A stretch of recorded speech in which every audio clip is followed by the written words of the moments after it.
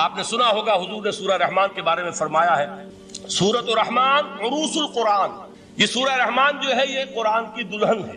جیسے دلہن کو آپ خوشنما لباس پہناتے ہیں، آراستہ پیراستہ اس کو گہنے اور اس کو زیور پہناتے ہیں، تو جس طریقے سے سجاتے ہیں آپ دلہن کو، اللہ تعالیٰ نے ایک سورت قرآن مجید میں یہ ایسی رکھی ہے سورہ رحمان کی، اسے خوب سجایا ہے.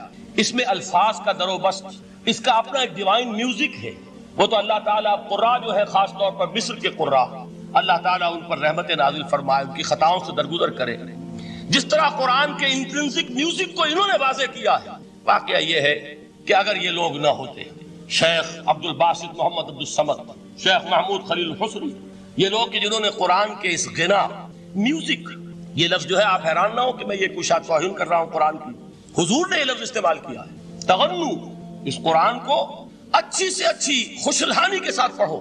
من لم یتغن بالقرآن فلیس منا، جو قرآن کو بہتر سے بہتر انداز میں، اچھی سے اچھی آواز میں، خوشلحانی کے ساتھ پڑھنے کی کوشش نہیں کرتا، وہ ہم میں سے نہیں.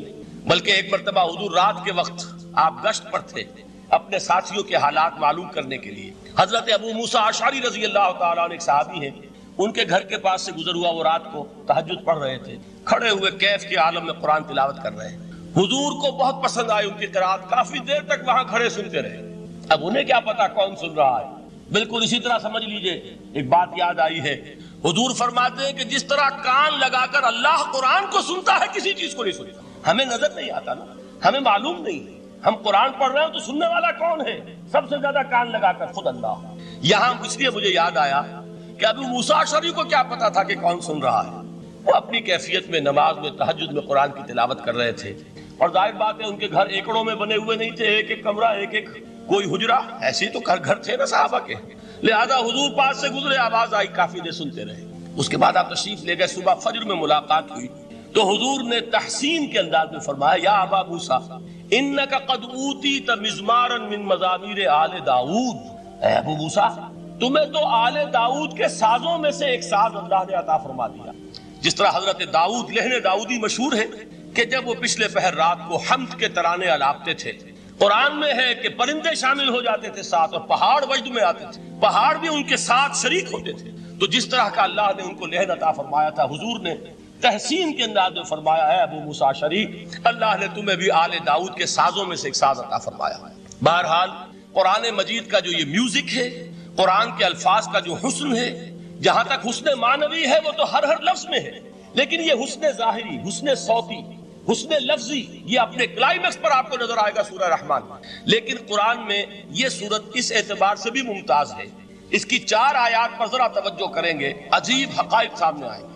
جہاں یہ قرآن مجید کے حسن صوت اور حسن لفظی کی معراج ہے، وہیں اس کی پہلی 4 آیات میں 4 چوٹی کی چیزوں کا ذکر ہے، سب سے اونچی چیز ہے. پہلی آیت کیا ہے؟ الرحمن. ایک آیت ہو گئی. رحمان کیا ہے؟ اللہ کا نام ہے. کبھی آپ نے غور کیا اللہ کے ناموں میں سب سے پیارا نام کون سا ہوگا؟ رحمان. کیوں؟ اس کا مادہ کیا ہے؟ رحمت. ہمیں سب سے بڑھ کر جس چیز کی ضرورت ہے وہ کیا ہے؟ رحمت خداوندی. نام اچھی طرح سن لیجئے اس حضور کے قول کو. حضور فرماتے کوئی شخص جنت میں مجرد اپنے عمل کی بنیاد پر داخل نہیں ہو سکے گا جب تک کہ رحمت خداوندی دستگیری نہ کرے. کسی صحابی نے بڑی ہمت اور جرأت کا ثبوت دیا کہ پوچھ لیا کیا حضور آپ بھی؟ جب آپ نے فرمایا کوئی شخص داخل نہیں ہو سکتا جنت میں محض اپنے عمل کی بنیاد پر جب تک کہ رحمت خداوندی جو ہے وہ دستگیری نہ فرمائے. پوچھا گیا کیا آپ بھی؟ آپ نے فرمایا ہاں میں بھی. آپ انداز کیجئے کہ اگر محمد الرسول اللہ بھی رحمت خداوندی کے ضرورت مند ہوں تو تاب دیگرہ چے رسد، ہماری تو سب سے بڑی ضرورت رحمت خداوندی. اب یہ رحمت جو ہے قرآن مجید میں اللہ تعالیٰ کی یہ شان 2 الفاظ کے ذریعے سے آتی ہے، رحیم اور رحمان. اور کوئی مادہ نہیں ہے جس سے 2 نام بنتے ہوں اللہ کا، لیکن یہ مادہ ہے واحد رحمت کا کہ جس سے رحمان بھی ہے رحیم بھی ہے. رحیم صفت مشبہ ہے، رحمت دائم ہو جائے گی، مستقل ہوگی تو رحیم کہیں گے. اور رحمان، اس میں رحمت کی ہے وہ شان ہے کہ جیسے ٹھاٹھے مارتا ہوا سمندر ہو، ہیجان کی کیفیت، طوفانی کیفیت. رحمت خداوندی کا طوفانی جوش وہ ہے رحمان. آپ تو رہتے اس علاقے میں ہیں، آپ کو معلوم ہے عرب اگر بھوکا مرا جا رہا ہو تو کیا کہے گا؟ انا جوعان. پیاسا مرا جا رہا ہو انا عطشان. بہت غضبناک ہوگا غضبان. غضبان آصفہ قرآن میں آیا، بہت غضبناک. رحمان جس کی رحمت جو ہے جوش میں ہے، ٹھاٹھے مارتے ہوئے سمندر کے مالک. تو یہ اللہ تعالیٰ کے ناموں میں سب سے پیارا نام. اب آگے چلیے. الرحمن علم القرآن، رحمان نے قرآن سکھایا.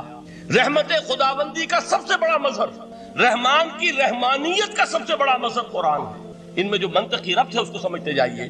اچھا آپ یہ سوچئے، جو علم بھی انسان کو حاصل ہوا وہ کس نے دیا؟ اللہ نے. سائنس کا علم کس نے دیا؟ اللہ نے. علم آدم الاسماء کلہا، وہ علم الاسماء جو حضرت آدم کو دے دیا گیا تھا ازل میں، یہ اسی کا ظہور ہے، یہ اسی کی ایکسفولیشن ہے جو ہو رہی ہے اور ہوتی رہے گی ابھی. اور دوسرے علم ہے وہ کس نے دیا؟ اللہ نے. لا یحیطون بشیء من علمہ الا بما شاء، مخلوق میں سے کوئی اللہ کے علم میں سے کسی شے کا احاطہ نہیں کر سکتا مگر وہ جتنا اللہ دینا چاہے. لیکن یہ کہ تمام علوم میں چوٹی کا علم قرآن. نوٹ کرتے جائیے، چوٹی کی چیزیں جمع کیجیے. اللہ کے ناموں میں چوٹی کا نام رحمان. اللہ نے جو کچھ انسان کو سکھایا اس میں چوٹی کا علم قرآن. خلق الانسان، انسان کو پیدا فرمایا. سوال یہ کہ حیوانات کو کس نے پیدا فرمایا؟ آسمان کس نے پیدا کی؟ زمین کس نے پیدا کی؟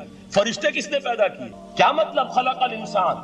اس کی تمام مخلوقات میں اس کا کلائمیکس، اس کی تخلیق کی معراج، اس کے تخلیق کا نقطہ عروج انسان ہے. یہ ہے کہ جو مسجود ملائک بنا ہے. وَلَقَدْ كَرَّمْنَا بَنِي آدَمَ وَحَمَلْنَاهُمْ فِي الْبَرِّ وَالْبَحْرِ وَرَزَقْنَاهُمْ مِنَ الطَّيِّبَاتِ وَفَضَّلْنَاهُمْ عَلَى كَثِيرٍ مِّمَّنْ خَلَقْنَا تَفْضِيلًا. تو تخلیق میں سب سے اونچی تخلیق انسان کی، علموں میں سب سے اونچا علم قرآن کا، اللہ کے ناموں میں سب سے اونچا نام رحمان. تقاضے پورے کرو. تقاضے کیا ہے؟ ایمان ہے تو عمل درست ہونا چاہیے، ایمان ہے تو جہاد ہونا چاہیے، ایمان ہے تو جان اور مال کھپانی چاہیے. تو جو ایمان دوسرے لوگ جس طرح لائے ہیں، حمزہ بھی تو ایمان لائے ہیں، آخر ان کا راستہ تمہیں نظر نہیں آ رہا؟ ابو بکر ایمان لائے ہیں، ان کی طرح ایمان لاؤ. تو انہوں نے کیا کہا؟ انؤمن کما آمن السفہاء، کیا ہم اس طرح ایمان لائے جیسے یہ بے وقوف لائے؟ سفیہ کا لفظ تو سبھی جانتے ہیں، یہ سفہاء کسے کہہ رہے ہیں؟ آپ نے پڑھا تو بہت مرتبہ ہوگا ان آیات کو، کبھی سوچا کس کو کہہ رہے ہیں؟ وہ ابو بکر کو کہہ رہے ہیں، وہ حمزہ کو کہہ رہے ہیں، وہ عمر کو کہہ رہے ہیں. ان کی تو مت ماری گئی. غر ہؤلاء دینہم، انہیں تو کوئی ہوش ہی نہیں. 2 مرتبہ حضرت ابو بکر نے وہ کام کیا ہے کہ ہر ورلڈلی وائز انسان یہ کہے گا کہ حماقت کی ہے جس کے سامنے دنیا ہے. جب ہجرت کے لیے حضور تشریف لے جا رہے تھے، 40,000 درہم کا سرمایہ تھا، جبکہ حضرت ابو بکر ایمان لائے. مکے کے چوٹی کے تاجروں میں سے تھے جو ملک تجار کہلاتے. لیکن اب وہ روپیہ کہاں خرچ ہوا؟ بلال کو خریدا، روپیہ دے کے خریدا یا ویسے ہی خرید لیا؟ آزاد کر دیا. ابو فقی کو خریدا، آزاد کر دیا.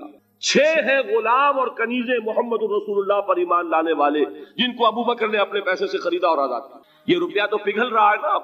جو تھوڑی بہت پونجی رہ گئی ہے، تو جب حضرت حضور ہجرت کے لیے تشریف لے جا رہے، وہ ساری پونجی اپنے ساتھ لے گئے، گھر والوں کو چھوڑ کر گئے. بوڑھا باپ اندھا ابو قحافہ، بعد میں وہ بھی ایمان لے آئے. اور یہ ابو بکر ہیں کہ جن کی 3 نسلیں ایک وقت میں موجود تھی مسلمانوں کی. ابو قحافہ مومن، ابو بکر مومن، اور ابو بکر کی اولاد مومن، عائشہ، اسما اور ابو بکر اور عبد الرحمن ابن ابی بکر. یہ کون ہے؟ تو 3 نسلیں جس کی بیک وقت رہی ہیں ایمان میں، وہ شاذ لوگ ہیں، ان میں ابو بکر. لیکن یہ کہ اس وقت تک ابو قحافہ ایمان نہیں لائے تھے، والد نابینا تھے. تو والد ہے، بیٹیاں ہیں، حضرت عائشہ، حضرت اسما حضرت رضی اللہ تعالیٰ عنہما، بیوی ہے. کچھ نہیں چھوڑ کے گئے، ایک پیسہ. جب باپ کو معلوم ہوا بیٹا چلا گیا محمد کے ساتھ صلی اللہ علیہ وسلم، سخت غصے میں ہے، بیٹے تاب میں ہے. اب ہمارا کون والی وارث ہوگا؟ کون ہے ہماری خبر گیری کرنے والا؟ بیٹیوں سے پوتیوں سے اپنے پوچھتے کچھ چھوڑ کے بھی گیا کہ نہیں؟ انہوں نے کہا ہاں ابا جان. کیا کیا انہوں نے؟ کبھی پڑھے ہیں واقعات؟ کچھ کنکر روڑے لیے، ایک کپڑے میں پوٹلی بنائی اور اندھے دادا کا ہاتھ اوپر پھروایا. دیکھیے دادا جان یہ چھوڑ گئے ہیں، یہ مال ہے، یہ سونے اور چاندی کے سکے ہیں، ابا جان ہمیں ایسے نہیں چھوڑ کر گئے. واقعہ کیا ہے کہ ایک پیسہ نہیں چھوڑا ابو بکر نے گھر والوں کے لیے. سب کچھ لے گئے کہ کیا پتا محمد کے ساتھ جا رہا ہوں، کس وقت کیا ضرورت پیش آ جائے صلی اللہ علیہ وسلم. تو یہ کوئی عقل مندی کی بات ہے؟ اپنے غریبانوں میں جھانکی آپ ہی عقل مندی کریں گے؟ کہیں چاہے نہ، یہ بات دوسری ہے. لیکن یہ کہ اس کو کون ہم میں سے عقل مندی کہے گا؟ اسی طریقے سے جب غزوہ تبوک کا وقت آیا، وہ واقعہ تو بہت مشہور ہے. حضرت عمر فرماتے ہیں کہ اس زمانے میں میرے پاس اتفاقاً پیسہ بہت تھا، میں نے یہ سوچا دل میں کہ اس مرحلے پر تو میں ابو بکر سے بازی لے جاؤں گا. مسابقت ان میں بھی تھی لیکن نیکی کی مسابقت, خیر کی مسابقت, انفاق فی سبیل اللہ کی مسابقت. تو میں نے سوچا کہ میں بازی لے جاؤں گا. میں نے کیا کیا, کل دولت جو تھی اس کے 2 حصے کیے, ایک حصہ گھر رکھا اور ایک لا کے حضور کی خدمت میں پیش کر دیا. حضور نے پوچھا کہ عمر گھر والوں کے لیے کچھ چھوڑا, کہ جی ہاں نصف کیا میں نے, نصف اللہ کی راہ میں حاضر ہے, نصف چھوڑا ہے. ٹھیک ہے.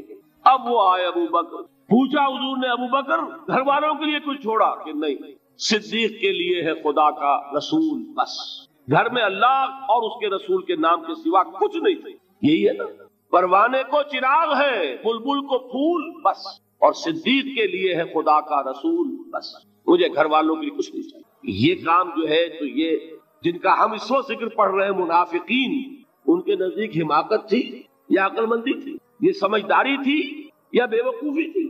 وہ ہے جو بات کہہ رہے ہیں کہ جب ان سے کہا جاتا ہے ایمان لاؤ بھلے لوگوں کی طرح جیسے دوسرے لوگ ایمان لائے ہیں, تو کیا کہتے ہیں, انؤمن کما آمن السفہاء الا انہم هم السفہاء ولکن لا یعلمون. آگاہ ہو جاؤ, اصل احمق یہ ہے, اصل بے وقوف یہ ہے, انہیں نہیں پتا کہ حقیقت کیا ہے, نفع کیا ہے, نقصان کیا ہے. وہ جو بات میں نے سورۃ العصر میں بیان کی تھی, والعصر ان الانسان لفی خسر الا الذین آمنوا وعملوا الصالحات وتواصوا بالحق وتواصوا بالصبر.